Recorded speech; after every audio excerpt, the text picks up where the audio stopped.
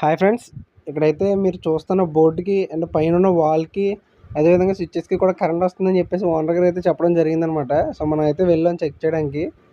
ఇక్కడ మీరు అయితే చూడొచ్చు, నేనైతే వాల్ మీద టెస్టర్ అయితే వెలుగుతుంది అనమాట ఫుల్ బ్రైట్నెస్తో.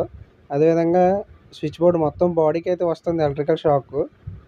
మీరు ఇక్కడ చూడొచ్చు, ఒకసారి స్విచ్ మీద పెట్టినప్పటికీ కూడా స్విచ్ అయితే గ్లో అయితే వెలుగుతుంది అనమాట. మీరు ఇక్కడ చూడండి, మొత్తం స్విచ్ సాకెట్ బోర్డులో ఉన్న ప్రతి పార్ట్కి అయితే వస్తుంది అనమాట. సో మనం అయితే బోర్డు అయితే ఓపెన్ చేసుకున్నాం. బోర్డు ఓపెన్ చేసుకున్నాక మనకి లోపల చూసినట్లయితే లోపల అయితే చెమ్మగా అయితే ఉందన్నమాట.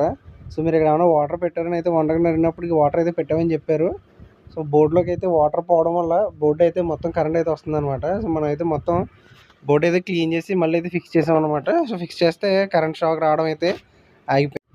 ఫ్రెండ్స్, మరిన్ని వీడియోస్ కోసం ఛానల్ అయితే సబ్స్క్రైబ్ చేసుకోండి. మన ఛానల్ అయితే electrical, plumbing, grinder mixer repairing, AC, mobile display changing, ఇదే విధంగా వీడియోస్